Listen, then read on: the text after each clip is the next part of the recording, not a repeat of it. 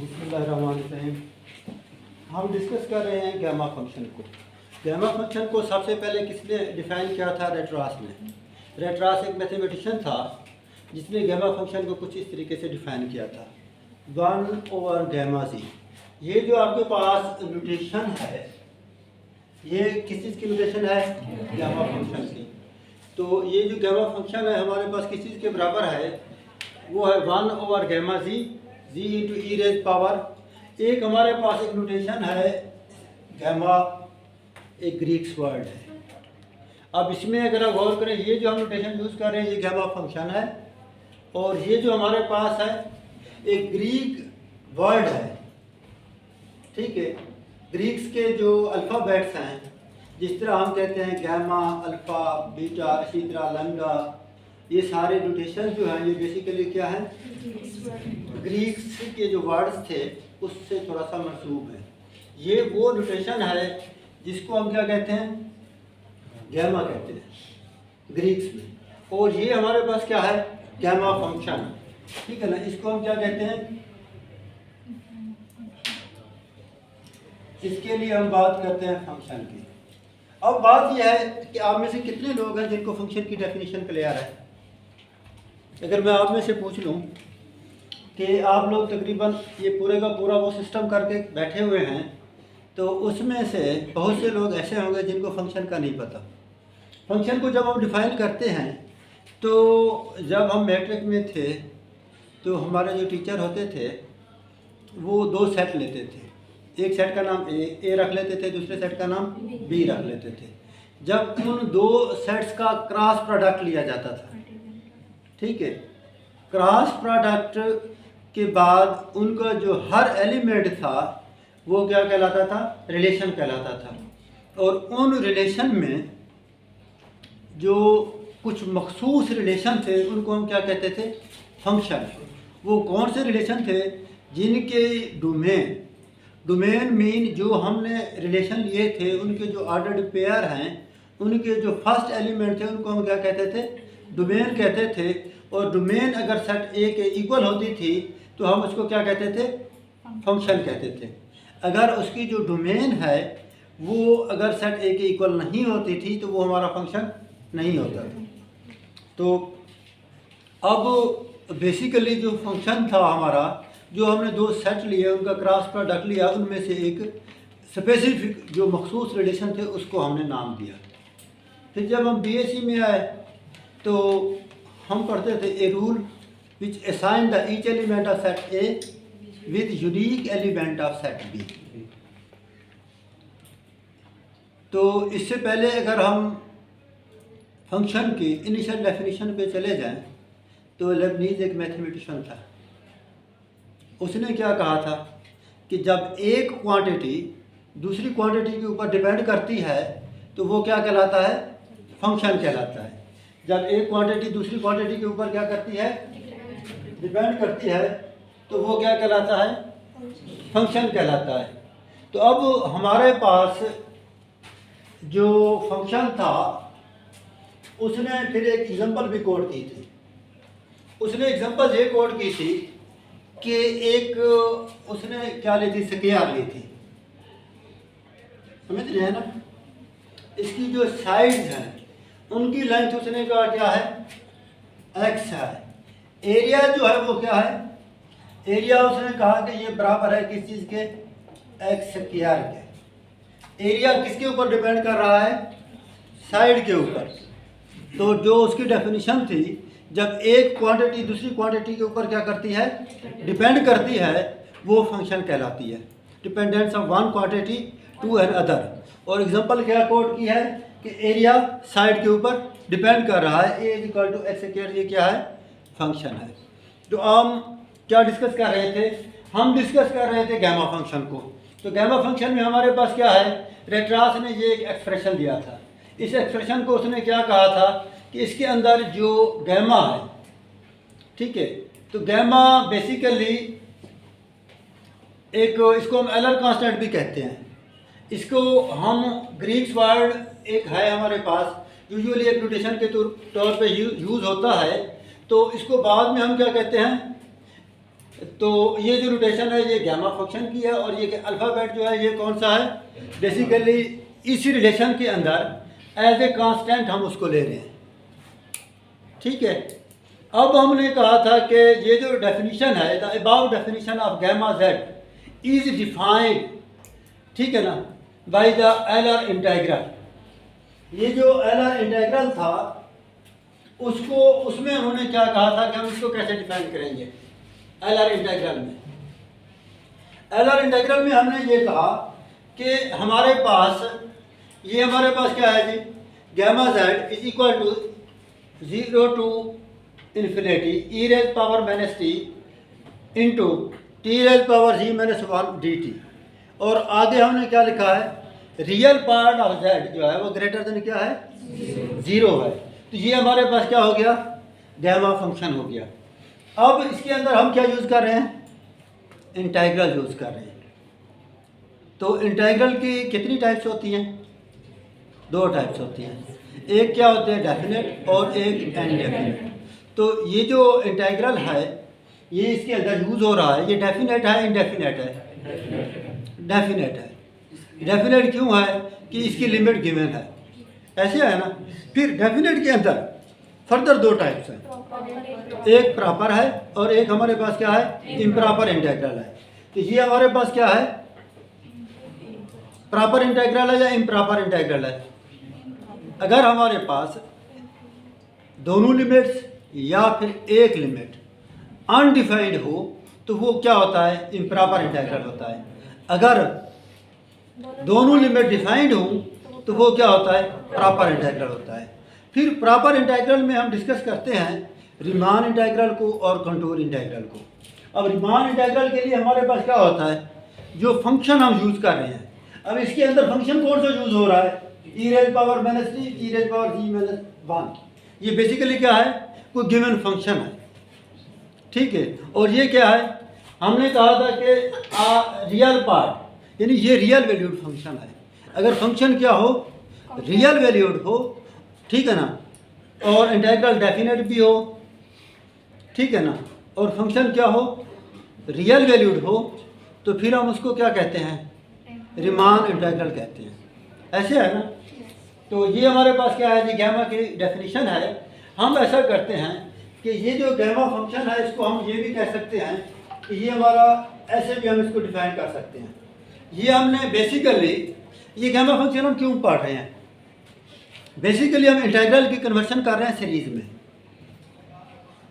अगर इंटीग्रल को या इंटीग्रल का सीरीज सोल्यूशन लेना हो तो फिर हम क्या यूज़ करेंगे, gamma function, beta function, factorial function और hypergeometric function. Basically special function जो हैं वो हमें क्या, हमारा टारगेट क्या है, हम क्यों स्पेशल फंक्शन पढ़ रहे हैं। हमारे पास ये है कि हमारे पास इंटीग्रल इक्वेशंस होंगी, डिफरेंशियल इक्वेशंस होंगे, इसी तरह के काफ़ी सारे प्रॉब्लम होंगे, उनका हम सोल्यूशन फाइंड करना चाहते हैं। उनके लिए हमें क्या चाहिए, सीरीज सोल्यूशन चाहिए। बेसिकली एक ट्रांसफॉर्मेशन है इंटीग्रल से सीरीज में, इसलिए गामा फंक्शन को हमने सीरीज के फॉर्म में भी डिफाइन कर दिया है कि limit n tend to infinity n minus 1 factorial n power z over हमारे पास क्या है, z into z plus 1 z plus 2 up to क्या है, z प्लस n माइनस 1। तो ये हमारे पास क्या हो गया, गामा फंक्शन की अदर डेफिनेशन हो गई। अब उसकी जो अदर डेफिनेशन है उसको जब हम कंटिन्यू करते हैं, उसके जो इम्पोर्टेंट रिजल्ट है वो हम डिस्कस करते हैं। हमने कहा था कि ये रिजल्ट भी इनको कह सकते हैं, प्रॉपर्टीज़ भी कह सकते हैं।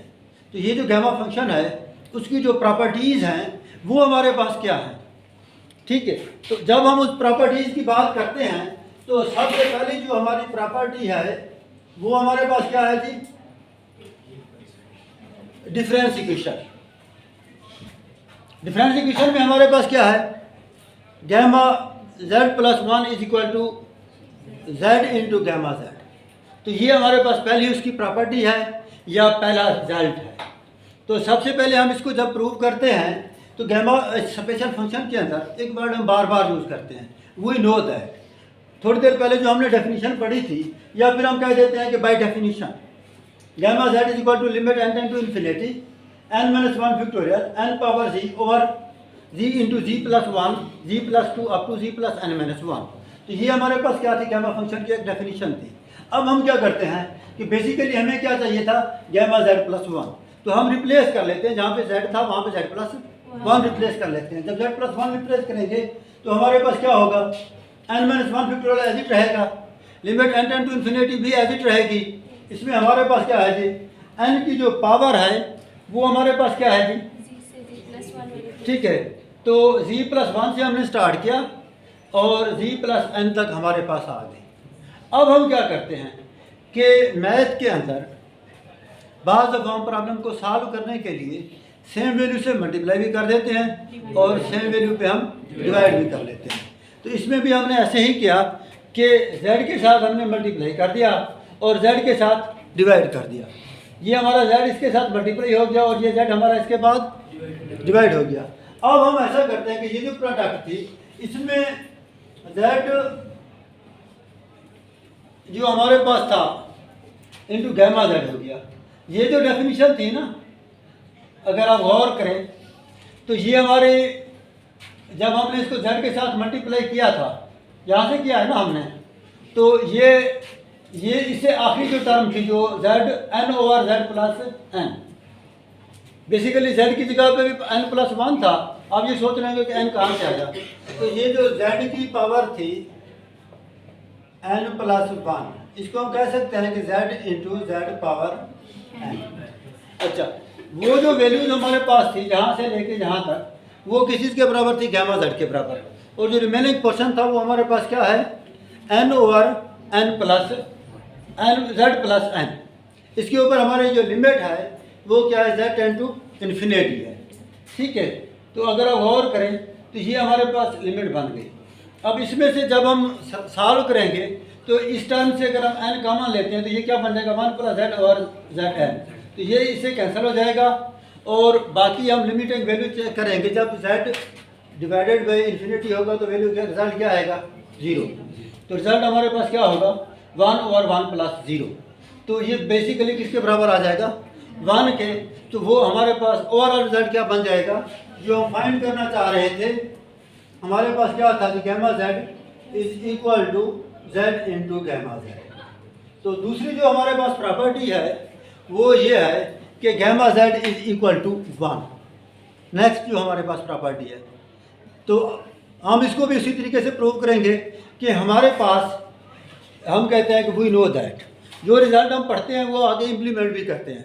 तो हमने रिज़ल्ट जो पढ़ा था gamma z plus 1 is equal to z into gamma z, तो इसमें z को हम क्या पुट कर लेते हैं, सॉरी, ये हमारे पास लिमिट वाला रिजल्ट हमने पढ़ा।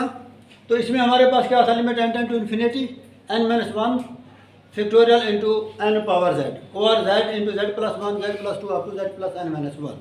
तो इसके अंदर हम z क्या पुट कर लेते हैं, 1 पुट कर लेते हैं। जब हम इसको 1 पुट करेंगे तो ये हमारे पास n-1 फैक्टोरियल है और ये हमारे पास z की पावर क्या हो, n की पावर क्या हो जाएगी, 1। तो इस सारे को हम क्या कह सकते हैं, n-1 इंटू n। नीचे हम पुट करेंगे तो ये हमारे पास क्या बन जाएगा, 1 2 3 अप टू n तक आ जाएगा ना।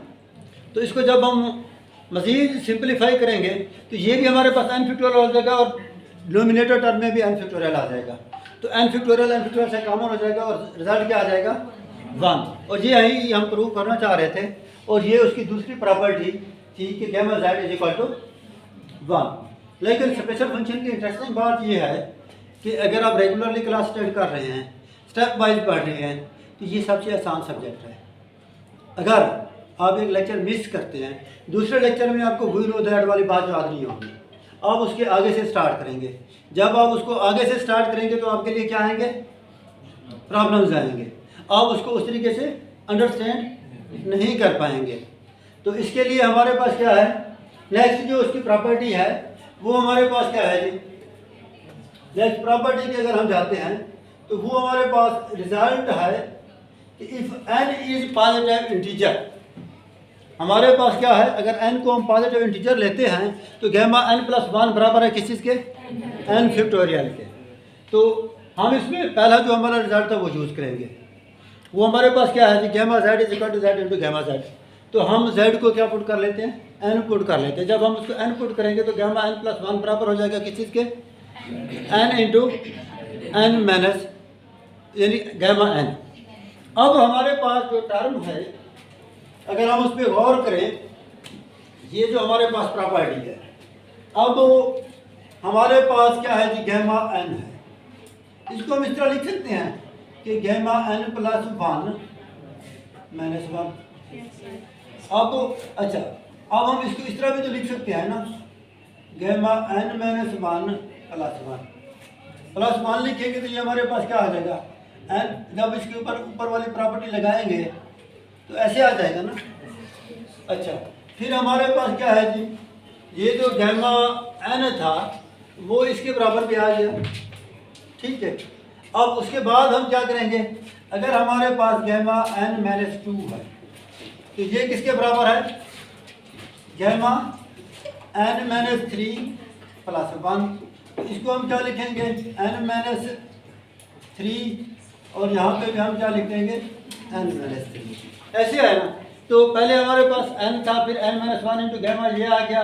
इसी तरह अप टू हम क्या चले जाएंगे, जब वो एन माइनस 1 टर्म तक, एन माइनस 1, तो ये हमारे पास बेसिकली एन से कैंसिल हो जाएगा, प्लस माइनस माइनस मल्टीप्लाई होकर प्लस हो जाएगी, और गैमा 1 आ जाएगा। और गैमा 1 किसके बराबर होता है, 1 के बराबर होता है। थोड़ी देर पहले हम प्रूव कर चुके हैं। तो इसमें अगर हम गौर करेंगे तो इसको अगर हम तरतीब देंगे तो ये हमारे पास क्या हो जाएगा, n into n minus 1 n minus 2 up to एक टर्म आएगी 3 फिर 2 फिर 1। तो इसको जब हम सिंप्लीफाई करेंगे तो ये हमारा क्या होगा, एन फैक्टोरियल होगा। तो ये वो प्रॉपर्टी है जो हम इसको डिस्कस कर रहे थे, प्रॉपर्टी नंबर 3, ठीक है। अब एक और इंटरेस्टिंग प्रॉपर्टी है हमारे पास कि अगर if 0 is less than or equal to alpha, alpha is less than or equal to exponent alpha is less than or equal to 1 minus alpha whole power क्या है, -1 है। तो इसमें हमारे पास 3 डिफरेंट रिलेशंस हैं जिनको कंपैरेटिवली हम डिस्कस कर रहे हैं।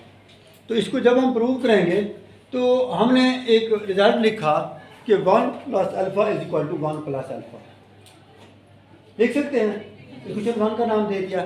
फिर हमने कहा कि एक्सपोनेंट अल्फा, ठीक है ना, ई रेज पावर अल्फा, वो हमारा किसके बराबर होता है, जब हम उसको सीरीज में कन्वर्ट करते हैं तो हमारे पास क्या होता है, 1 प्लस अल्फा प्लस क्या होता है, alpha square over 2 factorial plus alpha cube over 3 factorial up to so on. तो इसको जब हम समेशन फॉर्म में लिखेंगे, 1 प्लस अल्फा हमने एज इट लिखा, प्लस हमने क्या कहा कि n is equal to, n की वेरिएशन क्या है 2 से इन्फिनिटी तक। पहले जो 2 टर्म थी वो तो हमने स्किप कर दी ना। फिर हमारे पास क्या हो गया, अल्फा पावर एन और एन फैक्टोरियल। तो इसमें हमारे पास एक और एक्सप्रेशन, इसको हमने क्वेश्चन 2 का नाम दे दिया। नेक्स्ट हमारे पास क्या था जी, 1 माइनस अल्फा होल पावर -1। तो आपने अगर ज्योमेट्रिक सीरीज पढ़ी हो इसकी, या बाइनॉमियल सीरीज आपको पता हो, बाइनॉमियल फंक्शन बाइनॉमियल सीरीज, तो इसमें हमारे पास क्या होता है कि 1 माइनस अल्फा, इसकी पावर क्या है -1, बराबर हो जाए किस चीज़ के, 1 plus alpha square plus alpha cube up to so on. इसको अगर हम समेशन फॉर्म में लिखेंगे तो ये हमारे पास क्या होगा, 1 प्लस अल्फा प्लस एन की जो वेरिएशन है वो क्या है, 2 से लेकर इन्फिनिटी तक है, और अल्फा पावर एन। तो ये हमारे पास क्या हो गया, इक्वेशन 3 हो गई। जब हम देखते हैं कि ये जो वैल्यूज़ है इसके साथ कुछ ऐड भी हो रहा है और वो टर्म डिवाइड भी हो रही है, और यहाँ पे हमारे पास वो टर्म ऐड हो रही है लेकिन उसकी डिवीजन टर्म मिसिंग है। तो इन तीनों को जब हम इकट्ठे देखेंगे 1, 2 और 3 को, तो हमारे पास क्या आ जाएगा, 1 प्लस अल्फा जो है वो less than or equal to क्या होगा, exponent alpha less than or equal to 1 minus alpha whole power -1। तो ये हमारे पास एक और प्रॉपर्टी थी बीटा फंक्शन की जो हमने डिस्कस की है। तो नेक्स्ट हम क्या करते हैं, अगले रिजल्ट पे आते हैं। तो अगला हमारा जो रिजल्ट है उसके अंदर हमारे पास क्या है, लेमा 2। तो लेमा 2 के अंदर हमारे पास क्या है,